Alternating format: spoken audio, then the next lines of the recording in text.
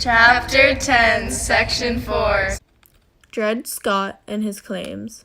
Dred Scott was a slave from Missouri who was brought north over the Missouri Compromise line in 1834 by his owner, where for over 4 years they lived in free territory in Illinois and Wisconsin, but later moved back to Missouri where his owner died.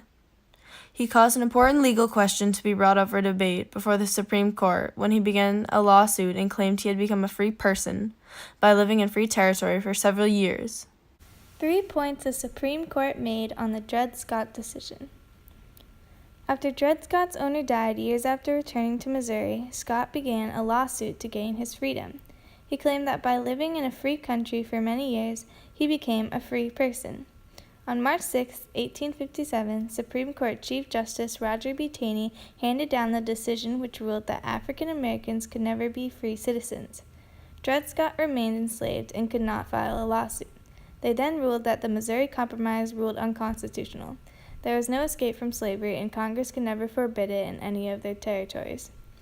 This would interfere with a rule protected by the Fifth Amendment that slaveholders had right to own property. The public's response to the Dred Scott decision.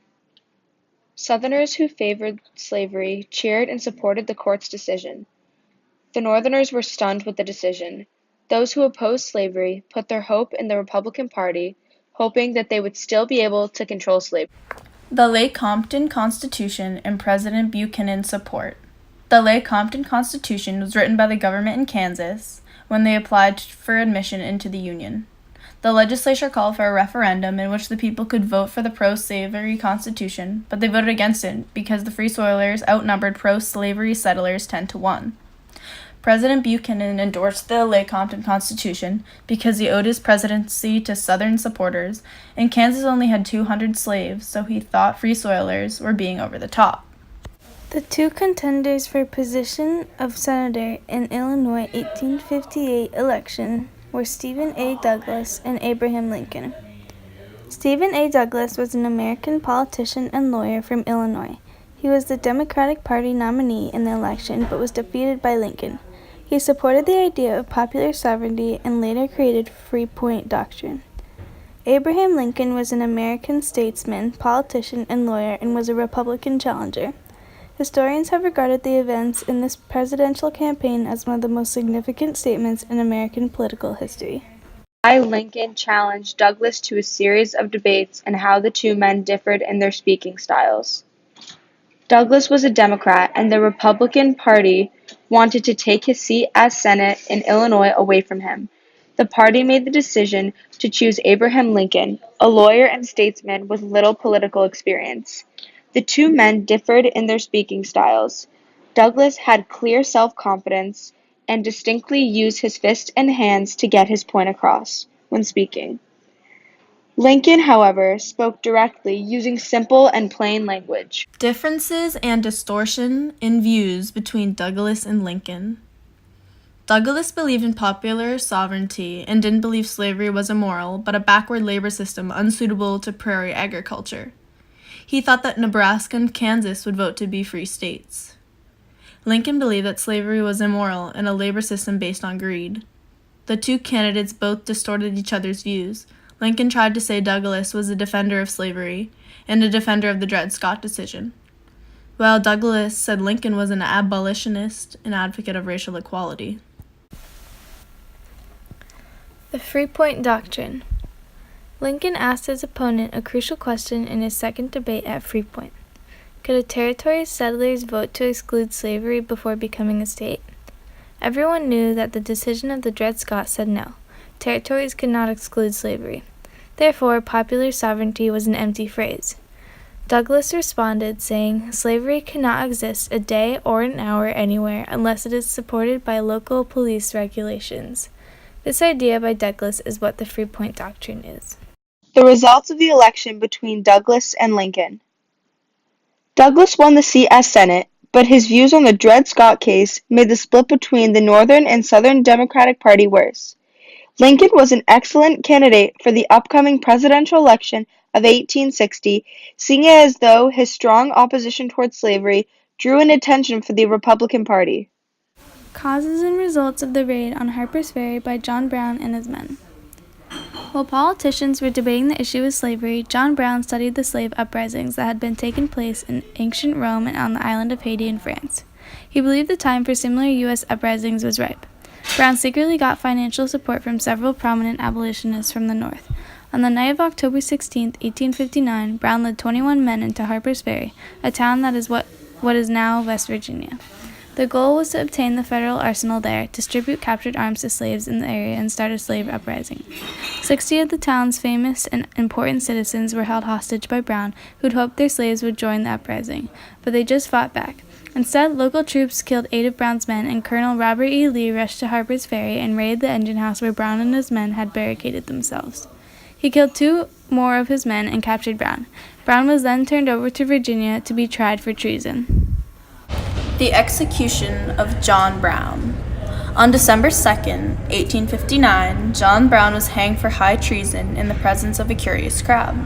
The public's reaction was immediate and intense. Many Northerners expressed admiration for him and his cause, even after Douglas and Lincoln condemned him as a murderer.